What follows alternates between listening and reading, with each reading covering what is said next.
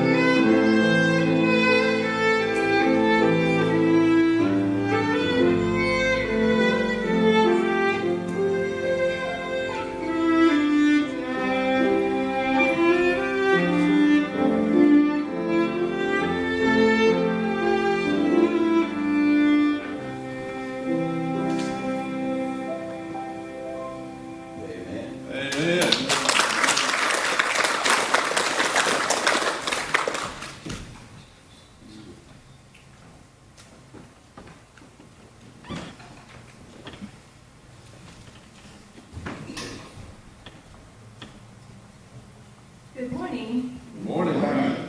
Can everybody hear me? Is this good? Okay. Let's pray first.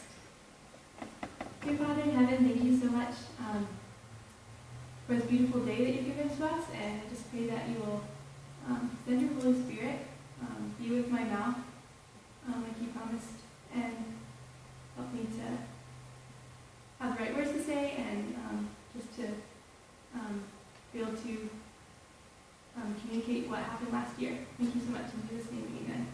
Amen. Okay, so I'm just going to do like a quick overview of my time there, and then I'm going to tell a story of something that happened. So last year I was in Palawan, Philippines. That's a picture of the place.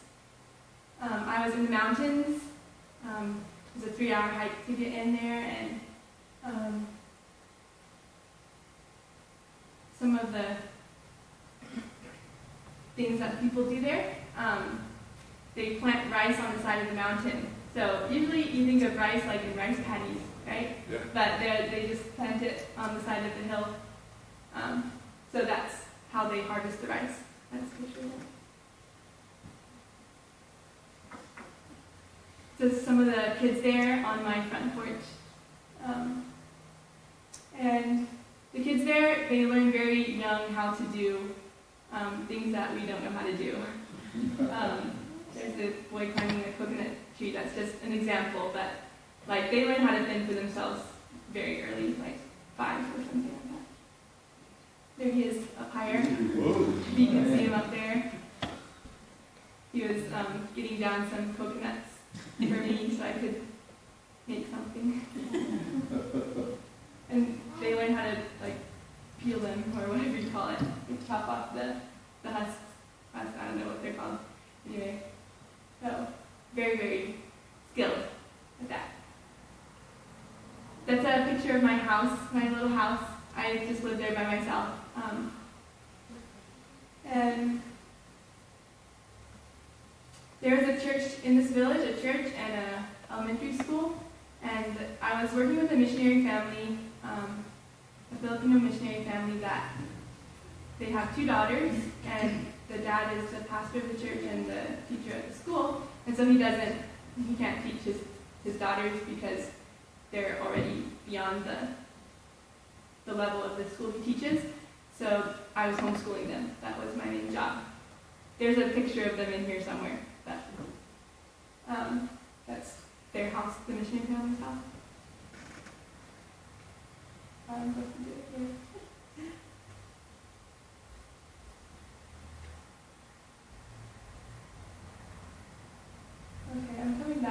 pictures. This is a picture of the church and the school in the village. And this is the group that, well, it's not really the group that would meet there every week, but all of the kids that you see in the blue shirts, those are students at the school. And then all the other people are people who come to church there. And then the guy in the black shirt on the front row, that's the missionary there, and his wife in the blue on the very far right. Some things that I helped with was Sabbath school for the kids. Let's go back. Yeah. We made some little rainbow sticks for them so they could play with it. Okay, these are the two girls that I homeschooled, Sandra and Sheena. They were 13 and 15 years old. I got very close to them. They're like my little sisters, and I called them a couple weeks ago just to see how they're doing and stuff. And then something else that I would do is just go and spend time with the ladies in the village. Just visit them, go work with them in their fields, and learn their language, and just spend time with them. So these are a lot of the ladies that I would spend time with. Some of them are church members, maybe like probably 2 of them there are church members. Another thing I did was I took up a lot of time spending time with kids. There was a ton of kids, and they would always be at my house, just at my front door, and on my porch wanting to color or just climb my trees, and they were really fun. Okay, and then during the last 2 months of my time there, I went to a different village where there's a clinic, because the nurses at that clinic went home like at the beginning of the summer. So for like during June and July, I was at the clinic helping because there was only one nurse left there. So I went to help her. And this is one of the babies that came. I think they said she's like 3 months old, but she's really tiny, and she had an infection in her mouth, and she was just really sick. And by the time that they left, she was doing a lot better, and we got attached to her. Okay, some pictures of just their houses. That's like a typical house there. The one on the right, it's higher up, you see. It's a storage building where they keep their rice. And then on the left is like where they sleep. And that little like thing that looks like a bowl or something, it's kind of tiny on the right, underneath the house on the right. It's where they pound their rice to get the bowl off of it, the bowl or the husk.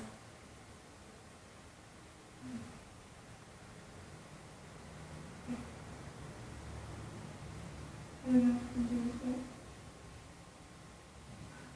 Maybe it's the last one. Oh yeah, it's the last one. Okay, so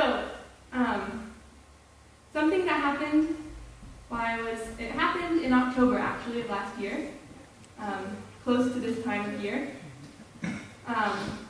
There is a family that, I have their picture up here. One night I was sitting in my house, and let me just get the picture. Okay, this is the family. I was sitting in my house one night, and I heard like all this, there was ladies screaming and children crying and just a whole big commotion behind my house. And I was still new in the village, and I didn't really know what to do.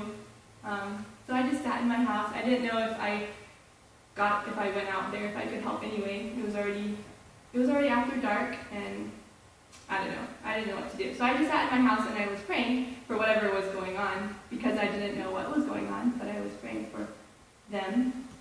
And after a little while, I heard that group of ladies and kids moving away from my house, and it got quiet again. And then pretty soon I heard some footsteps like running fast down the dirt path towards my missionary family's house. And somebody was calling the missionary, Kuya, Kuya. That's what they call him, his older brother in Tagalog. So they're calling him.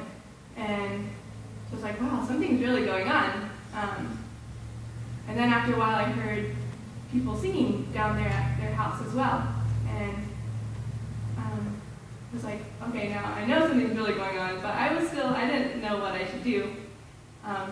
So a few minutes later, there was a little boy outside my door, and he said, we're singing at Kuya's house, so come join us. He invited me to come. And so when I got there, there was the wife, the missionary lady,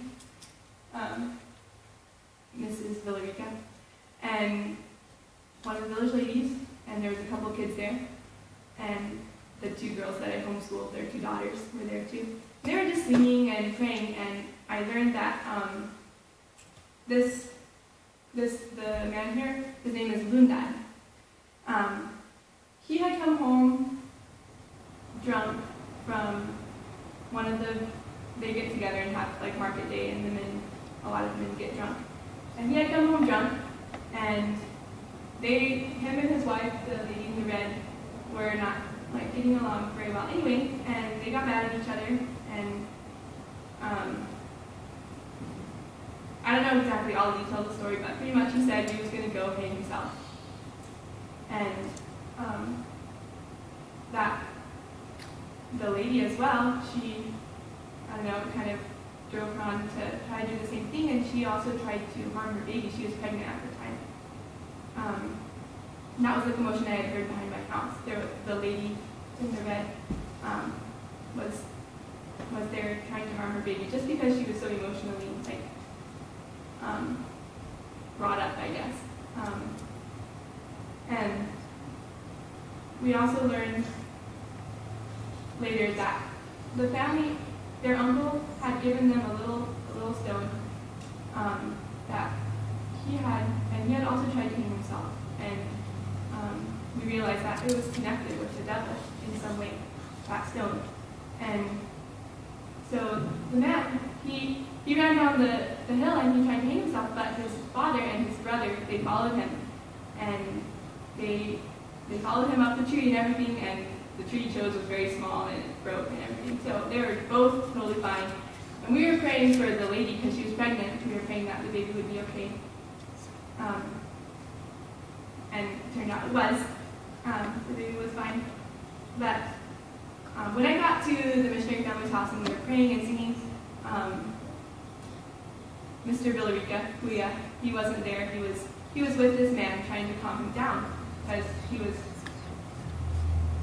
just really upset and riled up and not totally in his right mind either, I don't think.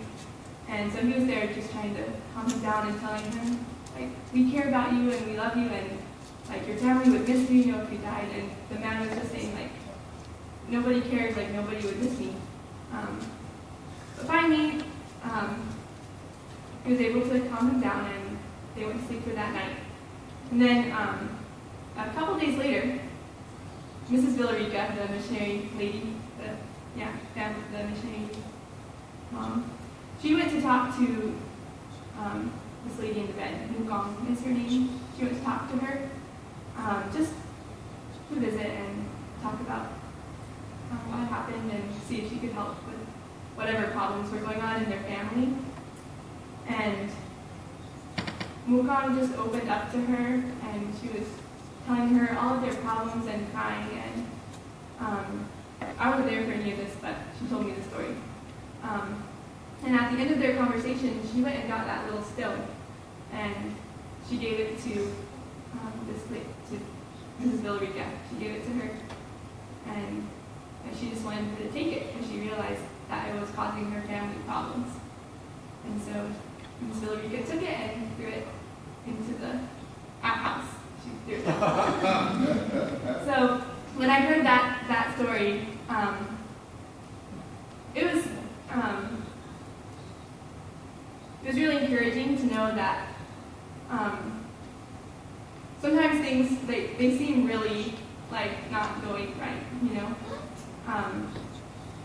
But God is going to win in the end. Like in that story, that lady gave Mrs. Villarica the stone, and she wanted to change. She wanted to not be under Satan's power anymore. So there's a few lessons that I learned from this story, and I just wanted to go through them real quick. First of all, it helped me to realize that we're in a battle. Like, I don't know, being so close to it, it's like you're on the front lines, and you can see so clearly how Satan really wants people's souls. Like, he was trying that night to get those two people's souls. He was trying to, so hard. But God is so much stronger. And there's a verse that I want to read. 1 John, I think it's the right one. It's 1 John 3, verse 1 to 2.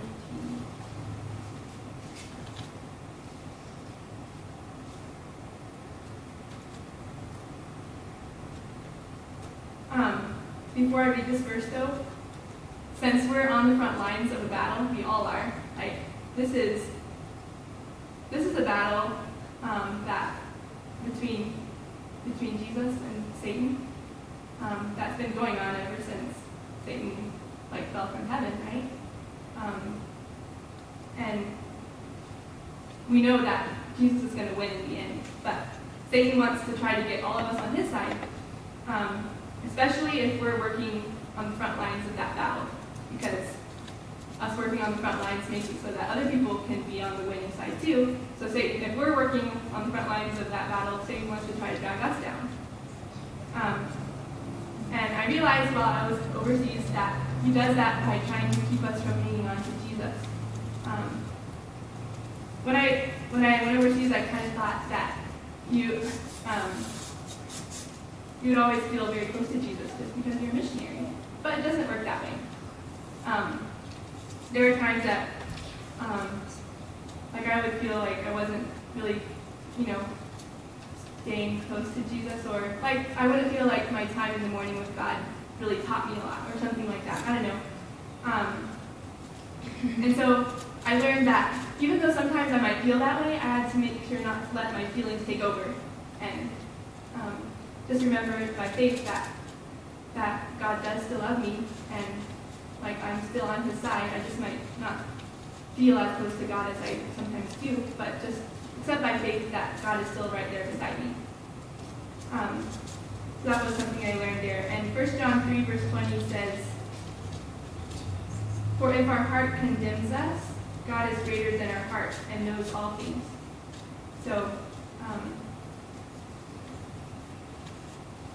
if we're